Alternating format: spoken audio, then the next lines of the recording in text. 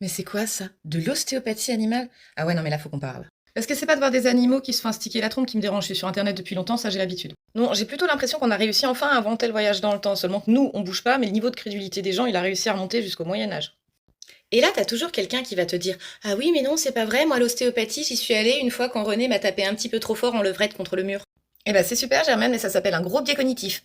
D'ailleurs, c'est assez commun, c'est un biais de confirmation. Tu vas avoir tendance à valider tout ce qui va dans ton sens et à invalider tout ce qui n'y va pas. Parce que pour l'ostéopathie, on parle quand même d'un mec qui a eu une révélation divine. Et oui, le papa de l'ostéopathie, c'est Andrew Taylor Still qui en 1874 aurait une révélation divine sur comment soigner les gens. Enfin, soigner les gens, on parle surtout de faire craquer des nuques et de poser des doigts sur le cul. Ou l'inverse, je sais jamais.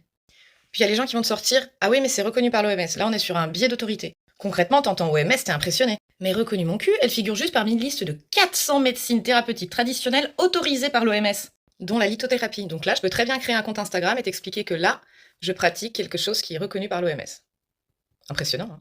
Donc oui, les biais cognitifs, ça m'énerve, parce que t'as des gens après qui viennent t'expliquer qu'ils ne veulent pas donner leur argent à Big Pharma, mais qui utilisent l'homéopathie. Mais faudrait quand même expliquer à Germaine que l'homéopathie n'est pas fabriquée artisanalement dans les Landes, roulée sous les aisselles de vieilles mémés à la main avant d'être introduit dans des petits tubes bleus en plastique biodégradable issus du circuit court.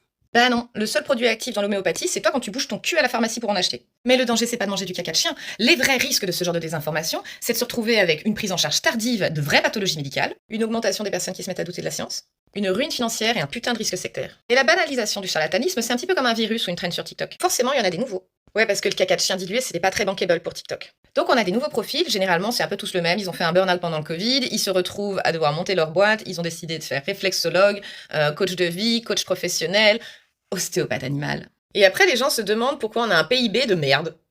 Et il y a tellement de business qui reposent sur des pyramides de Ponzi que je pense que d'ici plusieurs milliers d'années, les archéologues vont encore en retrouver.